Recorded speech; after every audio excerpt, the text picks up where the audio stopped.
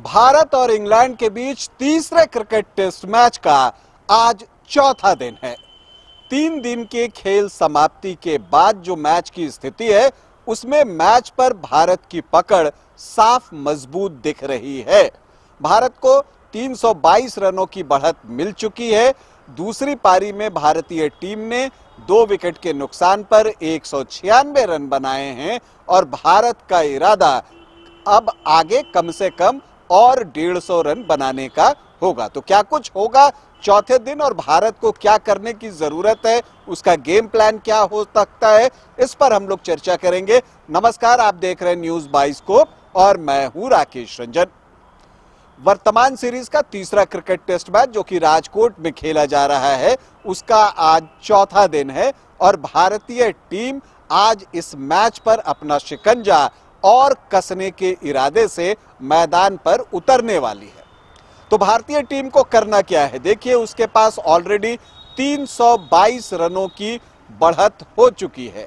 तो आइडियली तो वो यहां से कम 180 रन और जोड़ना चाहेगा ताकि उसकी लीड 500 की हो जाए और वो लंच के 1.5 घंटा बाद तक बल्लेबाजी कर सकता है ताकि फिर जो आखिरी 2-2.5 घंटे हों और फिर 5वें दिन का पूरा दिन जो है उनके गेंदबाजों के पास हो इंग्लैंड की टीम को आउट करने के लिए। क्योंकि इंग्लैंड की टीम बेसबॉल खेलती है तो भारत की कोशिश होगी कि एक लीड अच्छी हो, लेकिन क्या भारत उतनी लीड कर पाएगा? उसके लिए क्या जरूरी है? उसके लिए जो जरूरी है वो सबसे पहली जरूरत जो है वो ये है कि जो पहले आधे घंटे का खेल होगा आज उसमें भारत विकेट न गवाए। क्योंकि अगर आप इस टेस्ट मैच के तीनों दिन को देखेंगे तो जो पहला आधा घंटा रहा है वहां सबसे ज्यादा नुकसान हुआ है। अगर आप देखें तो पहले दिन भारत के 3 विकेट वहां पर गिर गए थे, दूसरे दिन भारत के 2 विकेट गिर गए थे और तीसरे दिन इंग्लैंड के 2 विकेट गिर गए और वहीं से मैच बदला।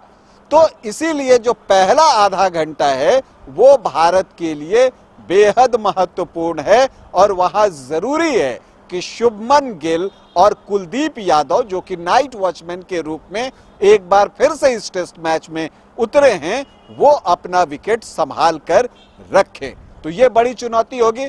जो दूसरी चीज है जो भारत के पक्ष में होनी चाहिए अगर उसे मैच जीतना है तो वो ये है कि शुभमन गिल एक बड़ा शतक लगाएं। देखिए जैसे जैसे उनकी पारी आगे बढ़ेगी अगर वो 150 रन के आसपास बना लेते हैं तो भारत निश्चित तौर पर इंग्लैंड के सामने 500 का लक्ष्य रखने में सफल हो जाएगा। लेकिन भारत को यहां पर जो है थोड़ा सचेत रहने की भी जरूरत है। हमने देखा है कि इस टेस्ट मैच में कोलैप्स आ रहे हैं। इंग्लैंड की टीम एक समय 299 पर 5 थी और 20 रन जोड़ने में उसके आखिरी 5 विकेट गिर गए। और भारत को यह भी याद रखना होगा कि रविचंद्रन अश्विन इस टेस्ट मैच में नहीं है।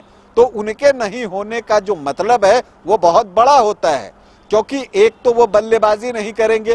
पहली पारी में उन्होंने बहुत अच्छी बल्लेबाजी की थी, तो वो अब बल्लेबाजी नहीं करेंगे। तो जो आप 2 विकेट कह रहे हैं दरअसल वो 3 विकेट गिर चुका है, क्योंकि अश्विन तो बल्लेबाजी करेंगे नहीं। इसके अलावा अगर आप देखें तो यशस्वी जायसवाल रिटायर्ड हर्ट होकर वापस पवेलियन लौटे हैं। तो अब देखना है कि उन्होंने कितनी रिकवरी की है।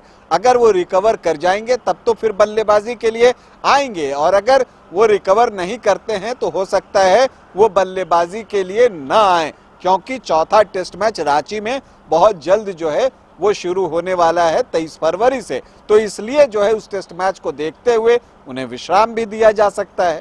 तो इसलिए शुभमन गिल पर जिम्मेदारी बड़ी है, क्योंकि अब देखिए इसके बाद सरफराज बचे हैं, क्योंकि रजत पाटीदार ने दूसरी पारी में भी निराश किया है और एक लूज शॉट खेलकर वो आउट हो चुके हैं। तो भारतीय टीम को अगर यहां से 150 रन और बनाने हैं, अगर वो 350 रन तक जाना चाहता है तो यहां पर जो शुभमन गिल हैं उनकी जिम्मेदारी बहुत बड़ी है। और फिर अगर सरफराज पहली पारी जैसी बल्लेबाजी दूसरी पारी में भी कर देते हैं तो भारत का काम और भी आसान हो जाएगा।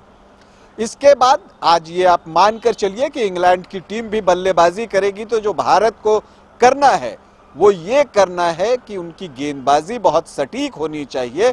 जसप्रीत बुमराह ने कमाल की गेंदबाजी पहली पारी में भी की, विकेट उन्हें सिर्फ एक मिला, लेकिन जो गेंदबाजी उन्होंने सुबह में की थी, वो 7 ओवर का स्पेल उन्होंने कर दिया था, वो कमाल का स्पेल था।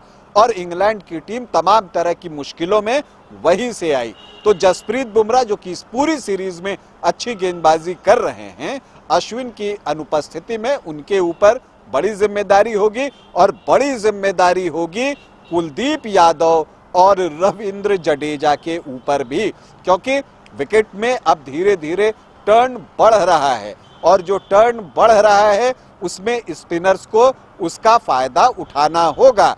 जो दोनों तेज गेंदबाज हैं, जसप्रीत बुमराह और सिराज जो है वो तो रहेंगे ही। सिराज ने पहली पारी में भी 4 विकेट लिए हैं, तो भारत के जो 4 गेंदबाज हैं वो 4 के 4 अच्छे हैं, ये एक राहत वाली बात है। तो मुझे लगता है कि अगर भारतीय बॉलर्स अच्छी गेंदबाजी कर जाते हैं और इंग्लैंड के विकेट्स जल्दी निकाल लेते हैं, तो फिर इंग्लैंड के लिए यह टेस्ट बचाना मुश्किल होगा। लेकिन एक बात याद रखने की है, जो पहला क्रिकेट टेस्ट मैच हुआ था आपको हैदराबाद में, वहां भी भारत ने पहली पारी के आधार पर बड़ी बढ़त ली थी, और दूसरी पारी में जो है वो इंग्लैंड ने पासा पलट दिया था। तो इंग्लैंड की टीम को आप हल्के में नहीं ले सकते, और इसलिए मुझे लगता है कि भारतीय गेंदबाज और जो अब बचे हुए बैटर्स हैं, उन्हें अपनी जिम्मेदारी का निर्वहन करना ही होगा। भारतीय क्रिकेट टीम को हमारी ढेरों शुभकामनाएं। अभी आपसे अनुमति चाहूंगा, इजाजत दें, नमस्कार।